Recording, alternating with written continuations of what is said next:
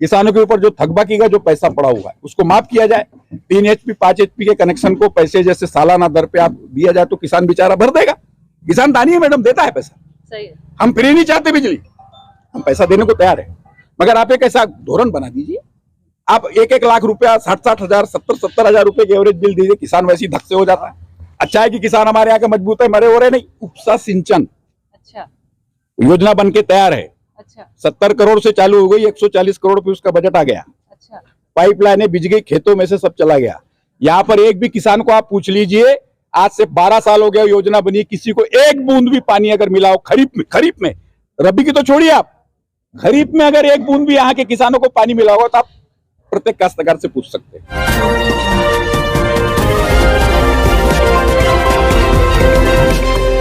दोस्तों नमस्कार, आज हम काटी में आए हुए थे। अभी हमने थोड़ी देर पहले आपने देखा कि यहाँ के स्वच्छता का क्या हालचाल है, और यहाँ से थोड़ी ही दूरी पर दुर्गा चौक है काटी का, जहाँ जस्ट पीछे में जो मार्केट है उसके बाद में दुर्गा चौक आता है। दुर्गा चौक में यहाँ पर किसान परिषद की एक सभा लगी हुई है, जहाँ पर हैरान और परेशान किसान सारे भाई लोग यहाँ पर बैठे हुए हैं, और बहुत सारे इनके जो सवाल है और बहुत सारे चीजों से ये लोग त्रस्त हो चुके हैं। और 2017 से लेके अभी तक के ऐसे बहुत सारे किसान हैं जो कर्जे के ब्याज तले जो है दबते हुए जा रहे हैं, और ऐसी बहुत सारी समस्याएं उनकी। आइए आज हम उनसे जानेंगे कि इस काटी के गढ़ में है ना, जो कि गोंदिया जिले का पहले नंबर पे अर्थव्यवस्था में सबसे पहला गढ़ ये आता है काटी, तो यहाँ के किसान क्यों इतने परेशान हैं, क्या क्या समस्या इनके साथ में है, इनको कौन कौन सी सुविधाएं यहाँ पर नहीं मिल रही है, और आइए हम जानते हैं इन सभी से। जी मैं गोविंद तुरकर, अध्यक्ष किसान परिषद सर्कल दासगांव काटी। अच्छा, ये आपने ये जो किसान परिषद सर्कल है इसकी स्थापना कब करी? 13 साल पूर्व मैडम, 13 साल पूर्व हम ऐसे ही कुछ किसानी को मुद्दे पर हैरान परेशान थे, जो शासन से हमको बराबर सहयोग नहीं मिल रहा था। तो हमने इस माध्यम से किसानों को संगठित करके अपनी बात प्रशासन और राजनीतिक क्षेत्र में देने का हमने विषय लिया, और तब से हमारा किसान परिषद कार्यरत है। अच्छा, तो इस किसान परिषद जो कार्य जो आप लोग कर रहे हैं यहाँ पर है ना, तो आप लोग की जो टीम है, तो इसका कितना बेनिफिट किसानों को हुआ है अभी तक? जी मैडम, बेनिफिट ये हुआ है कि इसके पहले एक आपको मालूम होगा हमारे यहाँ वर्ग 2 वर्ग 1 का एक अभियान चला, जिसमें भूमिधारी और भूमि स्वामी के कुछ मामले थे। तो वर्ग 2 की जमीनों का वो सेल नहीं होती थी, बिक्री नहीं होती थी, तो किसान एक एक गट के लिए 2-2 3-3 हजार रुपए देके परेशान हो जाया करता था। तो हमने सरकार से गुहार लगाई, कार्रवाई की, क्योंकि इसके जब जितने भी जो मुद्दे थे वर्ग 2 से वर्ग 1 करने के लिए, जो भूमिदान में जमीन जाती है, सीलिंग में जमीन जाती है, वर्ग 2 में आ जाती है, तो ऐसे मुद्दों को हमने सरकार में लाया, और सरकार ने इस बात को संज्ञान में लिया, और देवेंद्र फडणवीस की सरकार थी उस समय पे, और वर्ग 2 से वर्ग 1 का अध्यादेश निकाला गया। तो आज भी पूरे किसान भाइयों को, जो आज किसान परिषद के माध्यम से जो हमने एक स्टेप उठाई, तो इसलिए वर्ग 2 से वर्ग 1 का काम हुआ, और यहाँ के किसान के क्षेत्रों को इसका लाभ मिला। चलिए, बहुत बढ़िया। अब मुझे ये बताइए, जो आज की जो सभा जो आपने ली और इतनी संख्या में जो किसान भाई यहाँ पर जो मौजूद हैं, वो किस लिए आए हैं आज आप लोग यहाँ पर? 3 चीजों का मुख्य मुद्दा है हमारे पास। पहला मुद्दा है कि 2017-18 अभी आपके पास GR है, सरकार ने 2015 से 2019 तक के संपूर्ण कर्ज मुक्ति महात्मा ज्योतिबा फुले कर्ज मुक्ति योजना के अंतर्गत की। यहाँ पर ये काटी सर्कल में विविध सहकारी सोसाइटी है, हमारा जो तेड़वा गांव है और 32 गांव की सोसाइटी सेंट्रल कृषक सेवा सहकारी सोसाइटी है, जिसमें 180 किसान ऐसे थे जिनका 2017-18 में उन्होंने लोन माफी नहीं किया।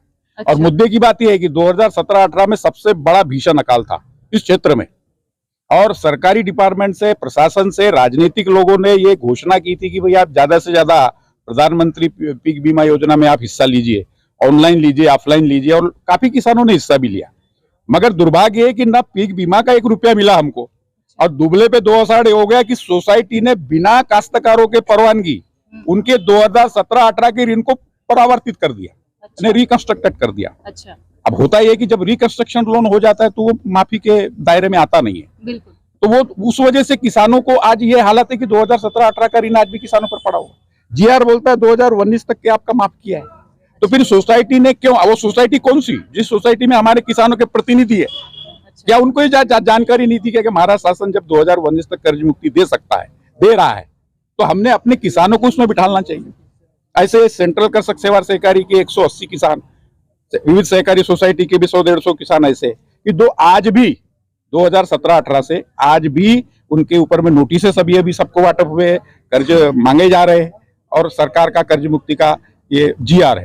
तो इस प्रकार, और हमने इस बारे में लिखा, निबंधक को लिखा, सोसाइटियों को लिखा कि भाई जब ये कर्जा माफ सरकार ने किया हुआ है तो आप ये क्यों कर रहे हैं, आप सरकार से इस प्रकार की आप जो रिकंस्ट्रक्शन किया उसमें। अच्छा मैडम, उस समय कोरोना काल था, सभाएं तो हुई नहीं, नाम सभाएं हुई ना, किसानों से कोई संपर्क हुआ, इन्होंने किस बेसिस पर रिकंस्ट्रक्शन किया। और जहां तक मुझे मालूम है, मैंने बैंक के अधिकारियों से बात किया कि भाई एक क्रॉप लोन जो होता है, पीक कर्ज, उसको रिकंस्ट्रक्टेड नहीं किया जाता, नहीं वो होता ही नहीं, उसको डायरेक्ट एनपीए में डाल दिया जाता है। मगर इन्होंने किस बेसिस पर किया सोसाइटी ने? हमारा ये प्रश्न है कि सोसाइटी वालों ने किस बेसिस पर उसको रिकंस्ट्रक्शन किया, ताकि किसान कर्जदार बना रहे? क्या यही हमारी कोऑपरेटिव सोसाइटी की अवधारणा है कि किसानों को मुक्ति दिलाने के बजाय उनको मारा जाए या उनको कर्ज के तले दबाया जाए?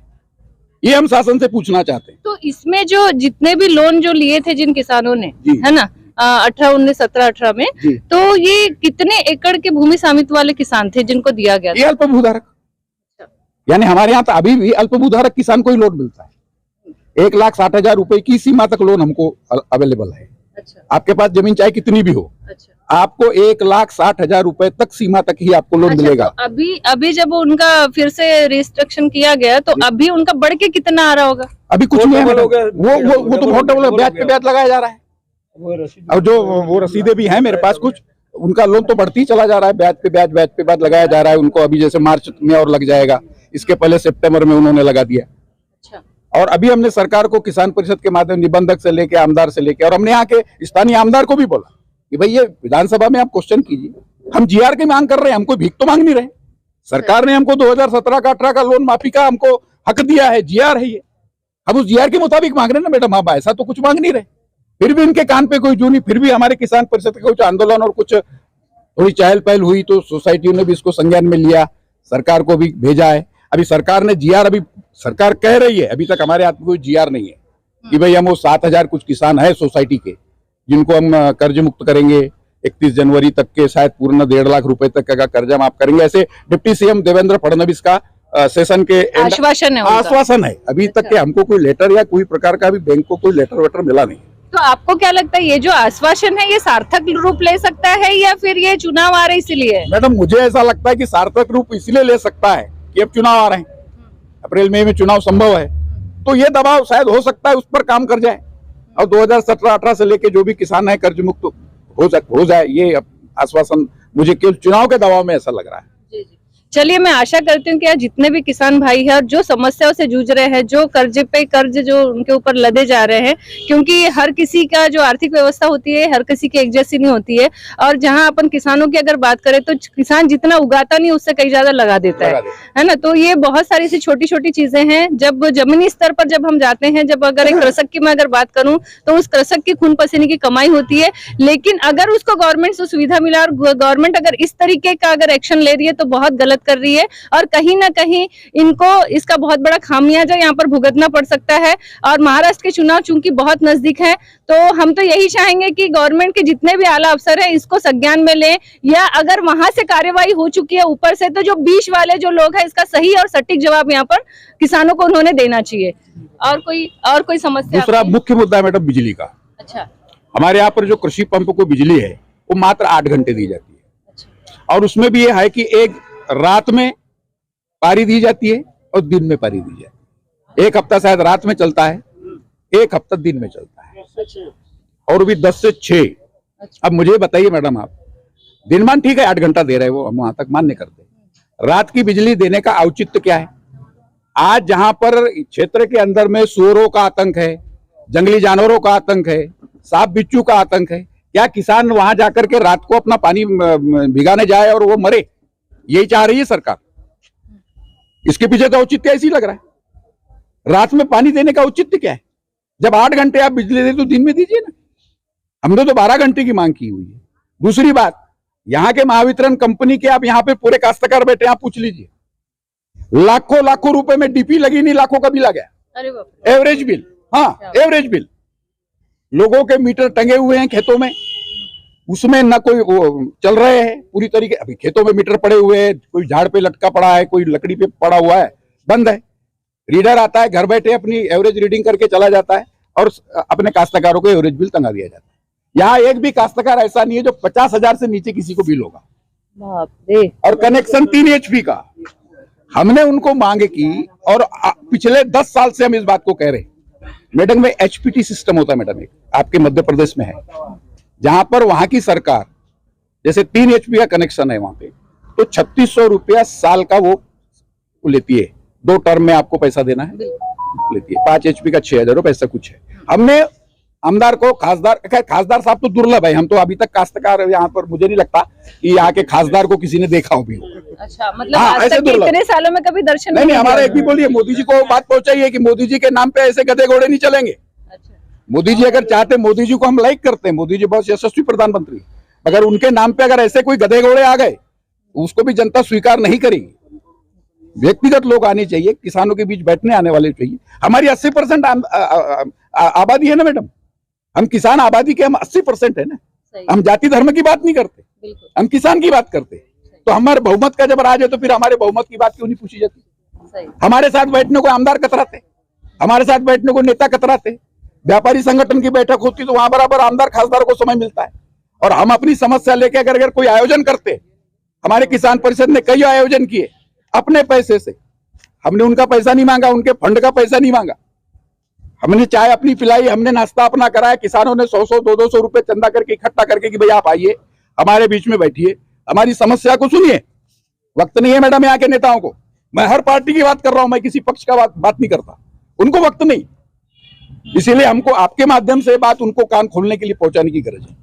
तो आपको जो बिजली की बात जो मैं कह रहा था, हमने कहा HPT सिस्टम लगाइए और 3 HP 5 HP के कनेक्शन को आप सालाना दर पे, ठीक है, आप महाराष्ट्र गवर्नमेंट को बहुत पैसे की किल्लत है तो 3600 की जगह 4000 कर दे, 5000 कर दे, मगर एक सालाना बिल उनको दिया जाए और ये मीटर हटा दिए जाए और एवरेज बिल का जो पैसा है माफ किया जाए।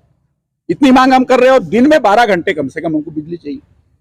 आज देश के अंदर में ये लोग झूठ बोल रहे हैं। आप मुझे एक बात बताइए, देश की जनसंख्या बढ़ रही है, इंफ्रास्ट्रक्चर इतना बढ़ रहा है कि जमीनें कम हो रही है। शहरों के आजू बाजू की जमीनें जहां धान और फसलें होती थी वहां पर कॉलोनी बन रही है।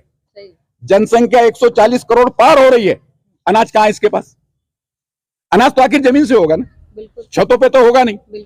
और आज किसान रोज अनाज अगर पैदा कर रहा है और उसकी जमीनें कम हो रही है, परिवार बढ़ते जा रहे, तो इनके पास अनाज की पूर्ति कहां से हो रही है? और आज इस तरीके से अगर व्यवहार सरकार अगर किसानों के साथ कर रही है तो इसका मतलब एक है कि ये देश एक दिन भूखमरी के कगार पे खड़ा हो जाएगा। आपके पास गाड़ियां होगी, बड़ी बड़ी कारें होगी, बड़ी बड़ी इंडस्ट्री होगी, मगर खाने के लिए अनाज नहीं मिलेगा। ये चेतावनी मैं आपके माध्यम से देना चाहता हूं। और आपको चाहिए चाहे जितने आप साधन व्यवस्था तैयार कर लें, मगर आज अगर मैडम अनाज नहीं है तो सब कुछ शून्य है। और वो अनाज पैदा करने वाला जो किसान है, आज उसके ऊपर में प्रायोरिटी बेस पर ध्यान देना चाहिए। जाति धर्म, ये मंदिर मस्जिद धर्म पंथ से उठ करके एक किसान धर्म को अपनाते हुए हम जो काम करते हैं उनके ऊपर में तवज्जो सरकार ने देनी चाहिए। 12 घंटे हमको बिजली चाहिए। किसानों के ऊपर जो थकबाकी का जो पैसा पड़ा हुआ है उसको माफ किया जाए। 3 HP 5 HP के कनेक्शन को पैसे जैसे सालाना दर पे आप दिया जाए तो किसान बेचारा भर देगा। किसान दानी है मैडम, देता है पैसा। सही है। हम फ्री नहीं चाहते बिजली, हम पैसा देने को तैयार है, मगर आप एक ऐसा धोरण बना दीजिए, आप 1-1 लाख रुपया 60-60 हजार 70-70 हजार रुपए के एवरेज बिल दीजिए, किसान वैसे ही धक से हो जाता है। अच्छा है कि किसान हमारे यहाँ के मजबूत है, मरे हो रहे नहीं। इस माध्यम से मैडम मैं चाहता हूँ कि बिजली, और दूसरी मैडम एक बात हमारे यहाँ पर और विशेष है, पानी के मामले में मैडम तो हमारी तो ये नहीं बात आप सुन के आपको बड़ी हंसी है। सर, आप पानी की बात कर रहे हैं तो सच में ये थोड़ा सा हास्यप्रद विषय है मेरे लिए, क्योंकि आपके आसपास नदी बह रही है और आप कह रहे हैं पानी, तो ये कैसी समस्या हुई? मैडम हमारे आजू बाजू में नदी बह रही है, यहाँ पर कुछ दूर पे वो संगम स्थल है। ये नदी पूरी हमारे गोंदिया विधानसभा को घेरती हुई निकलती है तुमसर तक के, मगर गर्मी में आप पूछिए काटी के लोगों को एक टाइम का पानी नहीं मिलता। हमारे टेडवा को पानी नहीं मिलता, डांगोरली को पानी नहीं मिलता। और यहाँ पर हास्यास्पद बात और उससे ज्यादा एक है, यहाँ से आप चलेंगे तो डांगोरली पे 2 योजनाएं बनाई गई है। अच्छा। टेडवा सिवनी उपसा सिंचन। अच्छा। योजना बन के तैयार है। अच्छा। 70 करोड़ से चालू हो गई, 140 करोड़ पे उसका बजट आ गया। अच्छा। पाइपलाइनें बिज गई, खेतों में से सब चला गया। यहाँ पर एक भी किसान को आप पूछ लीजिए, आज से 12 साल हो गया योजना बनी, किसी को एक बूंद भी पानी अगर मिला हो खरीफ में, रबी की तो छोड़िए आप, खरीफ में अगर एक बूंद भी यहाँ के किसानों को पानी मिला होगा तो आप प्रत्येक काश्तकार से पूछ सकते हैं। योजना बन गई और आप वहां जाके देखेंगे तो नदी में पानी नहीं। हमारा ही कहना था कि आप पुल बनाए, अभी पुल बन गया आपके मध्य प्रदेश से लेकर के डांगोरली भी पुल बन गया। हमने बोला था कि आप पुल कम बैरेज बनाइए, पुल को बनाइए, अच्छी बात है, इंटरकनेक्टिविटी होनी चाहिए, मगर बैरेज साथ में बनाइए ताकि पानी तो रुके। सही है। आज हमारे यहाँ पर अगर वो पानी डांगोरली में रुकता है, हमने तो 3 बैरेज की मांग कर रहे हैं अभी हम, कि डांगोरली में एक बनना चाहिए, काटी कासा के बीच में एक बनना चाहिए। आप अगर आते होंगे तो रजेगांव काटी की उपसा सिंचन सफेद हाथी खड़ा हुआ है। हाँ। आप वहां के किसानों को पूछ लिए, एक बूंद भी पानी नहीं मिला। पानी है ही नहीं मैडम, तो मिलेगा कहां से? पानी आता है बह जाता है। यहाँ पर बैरेज बनाया हो, छत्तीसगढ़ की सरकार क्या कर रही? आज शिवनाथ नदी पे हर 2-2 किलोमीटर पे बैंड बना करके आज किसानों को सफल बनाया जा रहा है, पानी है खेतों में। नहरों की हालत तो यहाँ पर ऐसी है मैडम की जहां तक हमारी नजर जाती है रोड से, जहां तक आमदार, खासदार और एग्जीक्यूटिव इंजीनियर देखता है उतनी नहरें साफ है। अभी आप कनाटोला और काटी में घूम के बाहर अंदर की नहरें देख लीजिए, आज भी झाड़ियां हैं और आज भी वहां पर पूरी कचरा पड़ा हुआ है, पानी आता नहीं। थोड़ा भी गेज बढ़ाने जाते हैं तो अमोरा के पास नहर फूट जाती है, और ये हर बार हो रहा है। क्या बोले तो नहर फूट गई। अच्छा, तो हम कह रहे उसके बारे में तो विषय नहीं है। अब तो कह रहे बोरवेल हर काश्तकार कर रहा है, तो कम से कम जमीन के अंदर में पानी की वो तो होनी चाहिए, स्तर तो रहे। उस स्तर के लिए हमने बार बार 12 साल से मैडम हम मांग कर रहे हैं। सर, यहाँ पर आपने एक चीज कहा था कि जब आपको लाइट की ही फुल व्यवस्था नहीं है तो जो हमारा जो खेती है, जो शेतकरी है, वो वहाँ पे बोर खुदा के करेगा क्या? वही तो कर रहा है मैडम, मगर कर रहा है, फिर भी आशा लगी हुई है कि भाई आज नहीं कल ये समस्या ठीक हो जाएगी। क्या करेगा भाई? किसान तो क्या आशाओं पे जिंदा है। लगता है कि चलो भाई आज नहीं कल ये समस्या समाप्त हो जाएगी, बैरेज बन जाएगा, वाटर लेवल बढ़ जाएगा, हमारे बोरवेल आज जो 4 घंटे 6 घंटे चल रही है वो 8-10 घंटे चलेगा। इस आशा पे मैडम किसान जिंदा है और वो खेती कर रहा है। और हमारे यहाँ खेती में काफी प्रोग्रेस हो रही। आज पहले रबी नहीं होती थी, आज रबी धान की फसल अच्छी हो रही है, बाकी और फसलों को लिया जा रहा है। तो उन फसलों के ऊपर में ध्यान दिया जा रहा है, किसान कर रहा है, मगर सरकार का सहयोग नहीं। हम बैरेज की मांग 12 साल से कर रहे हैं, वो बना नहीं। 2 साल में वो कमलनाथ साहब ने वो पुल बन गए, मगर चूंकि बैरेज किसानों के लिए वो नहीं बना। अभी क्या निवृत्त अभी जो आमदार साहब हैं माननीय विनोद जी अग्रवाल, हम उनको बार बार पूछते हैं तो वो बोलते केवल हमको देख के ही बोलते कि भाई बैरेज बन रहा है, 2 परमिशन बाकी है। अभी तक के बस चॉकलेट है, अभी आगे की चॉकलेट है या पिपरमेंट है या चुनावी चॉकलेट है मुझे तो पता नहीं, मगर हमको अभी तक के पेपर पे सरकारी गजट नोटिफिकेशन में ऐसी कोई भी न्यूज नहीं कि बैरेज बन रहा है और हम पानी के लिए प्यासे। अच्छा, अगर आप मुझे एक बात बताइए, अगर मान लीजिए ये अगर समस्या अगर खत्म नहीं होती है ना, तो क्या आने वाले जो लोकसभा चुनाव और जो विधानसभा चुनाव जो अपने यहाँ होने वाले हैं, इसका कितना असर राजनीति पे उनके पड़ेगा? मैडम ये समझ लीजिए कि जितने काश्तकार है आज हमारे यहाँ पर अगर पूरा आप सर्वे करेंगे 70% प्योर काश्तकार है, 70% पे फर्क पड़ेगा और ये फर्क होगा। ठीक है, देश के लेवल पर बात अलग होती है, वहां तक हम मानते हैं, मगर हमारा स्थानीय क्षेत्र का तो कुछ होना चाहिए ना। अब हम कब तक मोदी जी के नाम पे नहाते जाएंगे? मोदी जी अच्छा कर रहे हैं वहां तक ठीक है, मगर यहाँ के जो करता धरता है वो केवल ये चाहे कि हम मोदी जी के नाम पे चुन के आ जाए और देश की जनता का बंटाढार होता रहे, ये तो नहीं चलेगा ना मैडम। अभी हमारा यहाँ का काश्तकार अब सुशिक्षित है, हम उनसे प्रश्न करेंगे, हम उनसे बॉन्ड करेंगे, हम उनसे एफिडेविट करेंगे, ये आपको ऐसा करना पड़ेगा और उनको हमको समय देना पड़ेगा। और अगर वो नहीं देंगे तो खामियाजा वो भुगतेंगे, निश्चित रूप से खामियाजा भुगतेंगे। सरकार को इसमें बिल्कुल लॉस होगा, इसमें 101% की आपको गारंटी देता हूँ, क्योंकि हमारी बातों को सुनना चाहिए ना। हमने इसके पहले सुना, कहा उनके नाम पे हम चलिए वोट दिया, अच्छा है, सब हो रहा है, मगर यहाँ स्थानीय लेवल पर आप देख रहे हैं कि हम पानी वाले नदी के किनारे के लोग पानी के लिए तरस रहे, खेती में पानी नहीं है, बिजली की ये समस्या है। पीएम किसान के बारे में 1-2 शब्द बोलूंगा। यहाँ के 25 से 30% किसान है मैडम जिनका KYC हो चुका है। अच्छा। मगर स्थानीय तौर पर उनको प्रधानमंत्री बीमा योजना का अपना सम्मान निधि का पैसा नहीं मिला। अच्छा। अब शासकीय स्तर पर कहाँ गड़बड़ी है तो ये माननीय जिलाधिकारी महोदय तक अगर हमारी बात पहुंचे, हम भी स्वयं जाएंगे उनसे मिलने को, तो वो पीएम किसान का यहाँ पर पैसा नहीं पहुंच पा रहा है। अभी प्रोत्साहन राशि की जो बात, कर्जे की बात चली, अभी भी मैडम हमारे यहाँ प्रोत्साहन राशि 10% किसानों को मिली है, 90% किसानों को नहीं मिली। अच्छा, मतलब जो 100% में थे उसमें से 10% को मिला है, 90% अभी भी नगण्य है। प्रोत्साहन राशि 50,000 रुपए जो सरकार ने घोषित किया था, आज भी वो बहुत कम लोगों को, 10% लोगों को आई है, बाकी लोगों को राशि मिली। बस इतनी मेरी किसानों की तरफ से मांग है। चलिए ठीक है, बहुत बहुत धन्यवाद सर आपका। दोस्तों आपने देखा यहाँ पर कि कितनी सारी समस्याएं यहाँ पर किसानों को है, पानी की सिंचाई से लेकर उनकी लाइट की समस्या से लेकर, और जो उनको किए गए वादे थे गवर्नमेंट के द्वारा वो भी यहाँ पर अभी पूरे नहीं हुए हैं। और बहुत ही दुख का विषय है कि यहाँ पर इतना जल सैलाब होने के बावजूद भी, चारों तरफ नदी होने के बावजूद भी, संगम यहाँ पर नजदीक में है, पूरा जो हमारा गोंदिया विधानसभा क्षेत्र है वो नदियों से होकर गुजर रहा है। तो यहाँ पर सबसे दुखद घटना इस बात की है कि पुल तो बना दिए गए, लेकिन अगर थोड़े से बैरिकेड्स अगर वहां बना दिए जाते तो शायद पानी का ठहराव होता, और यहाँ के जो किसान हैं, जो बेचारे जो रात में जाग जाग कर जो अपने खेतों में पानी दे रहे हैं, उनको ये कठिनाइयों का सामना नहीं करना होता।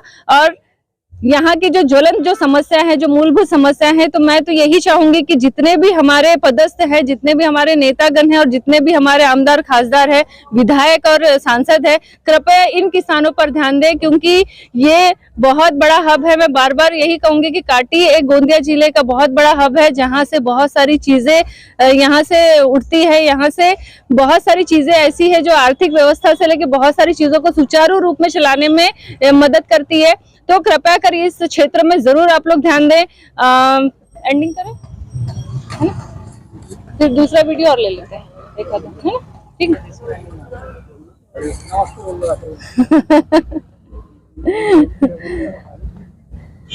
तो बने रहिए दोस्तों मेरे साथ अगले वीडियो में।